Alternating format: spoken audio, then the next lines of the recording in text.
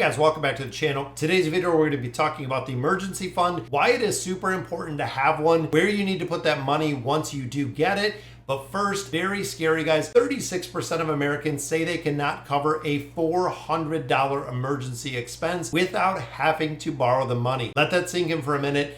Think about your personal situation. Could you cover a $400 expense, or are you in that 36%? Now, wouldn't it feel good to have a buffer in there? So if there's a crisis, if there's an emergency, if there's anything that you need money, it is not going to be relying on credit card debt or going to finance it. One of the thing is emergency funds, it is unexpected expenses, which we're going to get into. Rainy day fund, whatever you may call it, there are a lot of different ways to look at it, but it is the ability to cover a cost without having to borrow additional money. So why do you need it? Big thing with this, guys, is it keeps you from borrowing. It keeps you from adding additional debt in there, which is why we're trying to really fundamentally with the foundation of not borrowing. It is really a pandemic in its own with the amount that people are borrowing. Now, going off of the Ramsey solutions and really focusing on what he looks at, fundamentally the sound device is there with this program that they do cover, but recommend first $1,000, guys. That is really the beginning. That is the baseline. That is where you want to get. How can you get that? It is selling stuff. It is picking up a part-time job. It is looking for pretty much anything you can.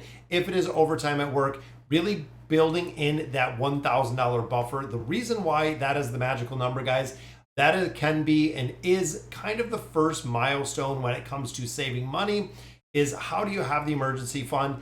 And does the emergency fund, is it truly an emergency fund? Now, what I mean by this is it is not money that you're putting aside for a very short amount of time because you know you're going to use it in the very near future. It is $1,000 in the emergency fund that you know is going to be there. You're going to grow it over time up to 3 to 6 months. But overall, guys, getting that first $1,000 any way that you can really is why you need to get that. Where should you keep the money? Money market accounts, savings accounts, high yield savings accounts we've talked about before, online banking, somewhere where you don't have simple, easy access to it is really my my best thought, is because if you have your checking account, if you have your savings account, and you can literally just click of a button to transfer between the two, chances of you utilizing the emergency fund not on something that is truly an emergency is really a tough thing. It might be too easy to access if you do keep it where you do all of your regular banking, and you also want to make it accessible but not as easy as everything else. So when should you use the emergency fund? Really asking yourself 3 solid questions, guys. 1, is it unexpected? Can you not cover the cost? 2, is it necessary? Is it urgent? Is the third one, guys. So what really is an emergency? When you think of this, guys, emergencies by definition are when you have an unexpected expense that you cannot cover to really justify using the emergency fund. It doesn't mean, hey, I want to do this, I got to do that. I need money for dinner. I need money, to do whatever you are. Emergency fund is, again, truly an emergency. There was a medical emergency, there was a dental emergency, you had an unexpected car expense. That is really what defines an emergency. And again, if you're trying with yourself to justify what an emergency is, right there, if you're trying to do the justification, it is not an emergency, guys, because there should be no justification when it comes to the emergency. So one thing to remember, guys, is when you use the funds for the emergency, so let's say, yes, you finally did it, congratulations. We got to that $1,000 mark, emergency happened, I needed $120 for a new tire. First thing that should come to mind, guys, once you do utilize some of the money in the emergency fund, is building it back up. That is one of the big things, guys. Again, that milestone where you want to keep it, where you always want to keep it, is that $1,000 emergency fund. So how do you build the emergency fund up? Number 1, budgeting. I've said this pretty much most videos that we do. Budgeting is something really to live by. Every dollar, every time, every dollar has a purpose. Make sure you know exactly where it's going to be and how you're going to get that emergency fund. Setting aside a monthly savings goal. This could be, $50, $20, $100, depending on what is your budget.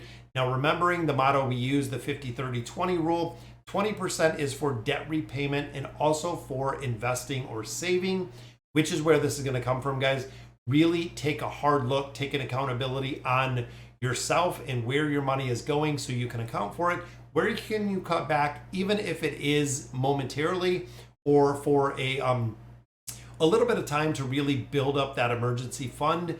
Seeing how much you can save, really challenge yourself to see how much you can save in a month, how much you can turn that into 6 months is a real fun game to play. So quick ways to start the emergency fund, guys. Number one, selling stuff.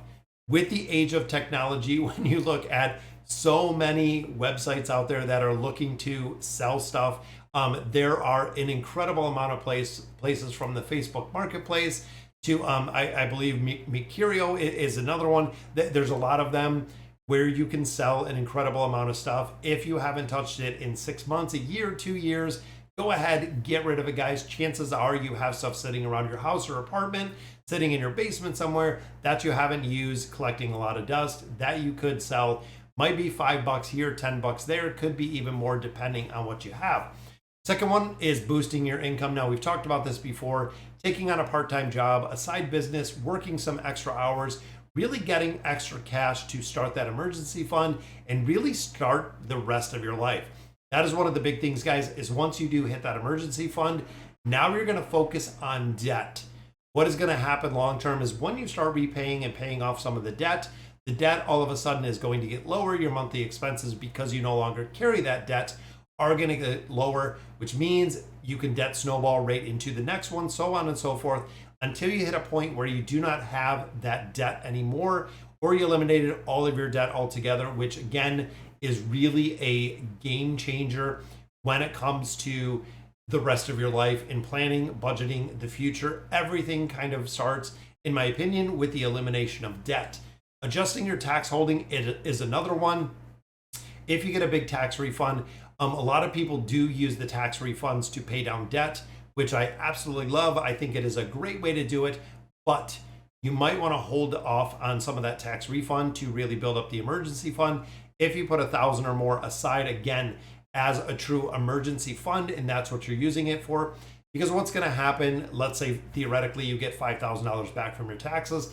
You put $5,000 on your credit card. Congratulations, you've paid down all of that debt.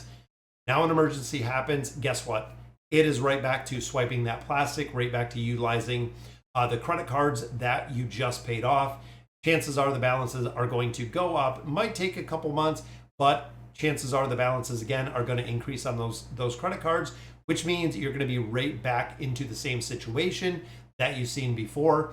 Now, again, the emergency fund, guys, I cannot stress that enough. It really is, one side is borrowing of the money.